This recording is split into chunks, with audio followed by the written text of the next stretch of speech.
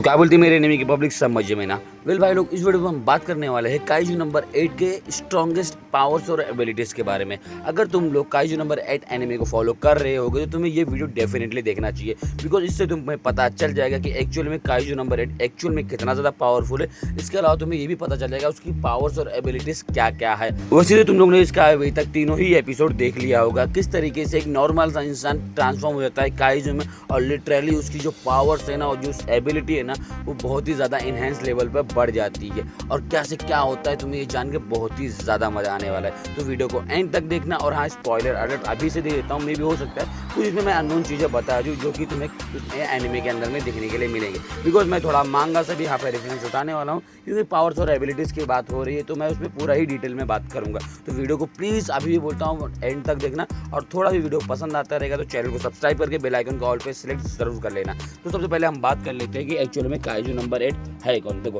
Kaiju number 8 actual में एक normal सा इंसान है जिसका नाम होता है काफका हिबिनो, जो कि अपने काइजू नंबर 8 एनिमे का मेन प्रोटैगनिस्ट भी है। इसका एक्चुअल में जो ओरिजिनल काम होता है वो होता है काइजू की बॉडी को साफ करना, जो भी एक्चुअली में डिफेंस फोर्स के जो मेंबर होते हैं जब काइजू को डिफीट कर देते हैं, मार देते हैं, तो उनकी बॉडी को सिटी से साफ करने का काम ये करता है शुरुआती दिनों में। फिर आगे चलकर ये डिफेंस फोर्स का मेंबर भी बन जाता है और बहुत ही ज़्यादा पावरफुल एक काइजू भी बन जाता है। अब तुम लोगों में बात करता हूँ उसकी पावर्स और एबिलिटीज की। वेल गाइस, इसकी जो सबसे पहले पावर आती है वो है काइजू ट्रांसफॉर्मेशन। एक्चुअली में जब ये नॉर्मल सा इंसान होता है और भाई बहुत ही ज़्यादा जख्मी हुआ रहता है काइजू से फाइट करने के दौरान, तो भाई जब हॉस्पिटल में एडमिट होता है तो एक छोटा सा काइजू उसके मुंह के अंदर में घुस जाता है, जिसके वजह से ये ट्रांसफॉर्म हो जाता है काइजू के अंदर में। और काइजू के अंदर में ट्रांसफॉर्म होने के बाद ये काफ़ी ज़्यादा डरावना तो दिखने लगता है, लेकिन इसके अलावा इसके पास इनहेंस स्ट्रेंथ आ जाती है, इनहेंस ड्यूरेबिलिटी आ जाती है, स्पीड भी काफ़ी ज़्यादा बढ़ जाती है इसको, उसके रिफ्लेक्शंस भी काफ़ी ज़्यादा कमाल के होते हैं, जिसके वजह से इसकी जो पावर होती है, जो ताकत होती है वो काफ़ी गुना बढ़ जाती है। इसके अलावा इसके पास एक और तरीके की पावर है जो कि एनर्जी इमिशन है।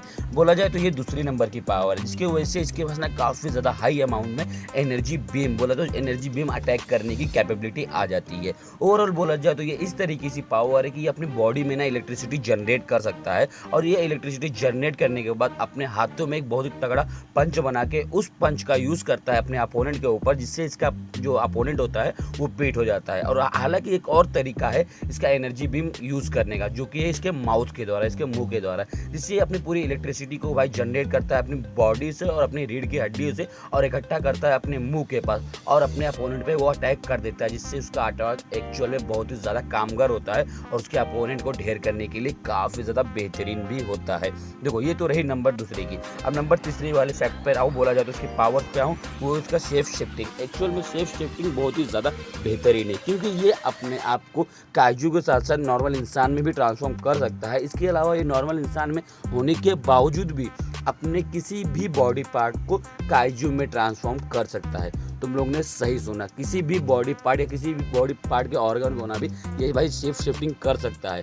और हाँ, तुम लोग जो सोच रहे ना वो वाले पार्ट को भी ये उसका शिफ्ट कर सकता है। हालांकि उसमें वो रहेगा कि नहीं ये मुझे नहीं पता, तुम मुझे कमेंट करके बता सकते हो। और लिटरली ये चीज़ एक्चुअली में हमें एनिमे और मांगा में दोनों जगह पे दिखाई गई और बहुत ही बेहतरीन से दिखाई गई है। तो उसका तुमको एग्जांपल दे दूँ, तुम्हें याद होगा एक्चुअली में जब काफका ट्रेनिंग के लिए जा रहा होता है, एक्चुअल में अपना एग्जाम देने जा रहा होता है इचिकावा के साथ में, तो वहाँ पर एक लड़की आती है जो कि इसका जो कार पार्किंग का सीन होता है, मतलब उठा के फेंक देती है कार को ही, तो अपना काफका सिर्फ अपने हाथ को ही भाई मतलब ट्रांसफॉर्म करता है, एक्चुअल में बोला जाए तो सेफ शिफ्ट करता है और अपने कार को भाई फिर से खड़ा कर देता है। वो चीज़ मुझे लिटरली काफ़ी ज़्यादा बेहतरीन लगती है। नंबर 4 पे आऊँ, उसकी जो पावर पे वो है जाइंटिफिकेशन। यस लोग, तुम लोगों ने सही सुना, वो अपने जो मतलब बॉडी साइज को ट्रांसफॉर्म भी कर सकता है, जाइंट अवतार भी ले सकता है, जो कि हमने उसको एक्चुअल में सीजन 2 के भाई स्टार्टिंग में ही देखा था। जब वो हॉस्पिटल से भाग जाता है तो भाई वो खुद पे कंट्रोल नहीं कर पा रहा होता है, तब वो अपना साइज इंक्रीज डिक्रीज दोनों ही करने लगता है। बट हालांकि जब वो किसी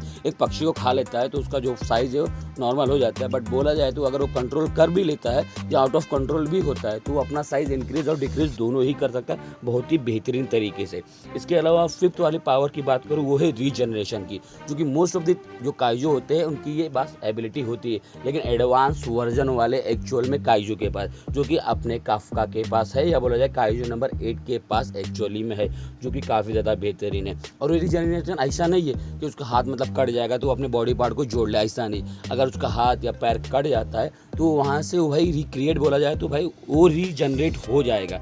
मतलब हाथ कटा हुआ रहेगा तो फिर से वो वहाँ से उसको जनरेट कर सकता है। लाइक तुम पिकलो जैसे समझ सकते हो, अगर उसका हाथ या पैर कट जाता है तो फिर से वो रीजनरेट कर लेता है। उसी तरीके से अपना काफ्का या बोला जाए काइजू नंबर 8 भी ऐसा कुछ कर सकता है। अब बात करूँ नंबर 6 की, जो कि काफ़ी ज़्यादा मज़ेदार है, वो है काइजू की लोकेशन को सेंस करना। मतलब बोला जाए तो अपना काइजू नंबर 8 जो कि है वो किसी और काइजू की लोकेशन को भाई एग्जैक्ट सेंस कर सकता है, जो कि हमने भाई सीज़न 2 में देखा भी है।